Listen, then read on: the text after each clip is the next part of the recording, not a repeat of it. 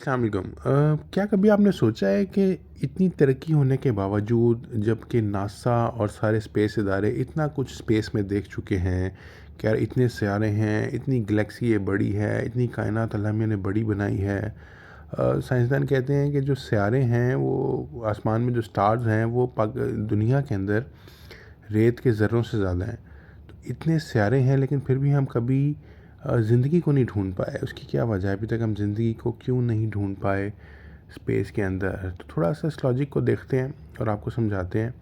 उसमें वजह ये है कि कुछ स्टार्स हैं तो कुछ प्लैनेट हैं। जैसे हमारा सोलर सिस्टम है, इसमें स्टार सूरज है जिसकी अपनी रोशनी है, और बाकी हम प्लैनेट्स हैं जिनकी अपनी रोशनी नहीं है, जो सूरज से रोशनी लेते हैं। कभी सुबह होती है, कभी रात होती है। जिस तरफ सूरज है उस तरफ सुबह है, दूसरी तरफ रात है। इसी तरह हमारे अकेले मिल्की वे की मैं बात अगर करूं, जो हमारी गैलेक्सी है उसमें 300 बिलियन स्टार्स हैं। 300 अरब स्टार्स हैं सूरज जैसे। और अगर स्टार्स हैं तो डेफिनेटली प्लैनेट्स भी होंगे। लेकिन हम प्लैनेट्स को देख नहीं पाते। उसकी वजह ये है कि उनका स्टार इतना रोशन है कि वो जो प्लैनेट्स हैं वो डिम है। अगर कोई बहुत दूर से हमें देख रहा है तो वो हमें नहीं देख पा रहा, क्योंकि सूरज की रोशनी ने हमें कवर किया हुआ है। सूरज की रोशनी की वजह से हमें नहीं देख पाता होगा अगर बहुत दूर से कोई हमें देख रहा है।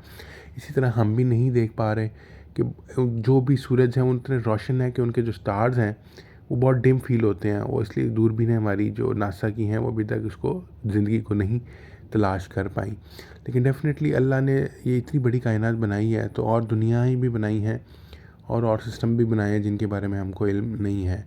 और कायनात इतनी बड़ी है कि इसमें स्पीड ऑफ लाइट से ही ट्रैवल किया जा सकता है, तब आप कहीं जाके पहुंच सकते हैं।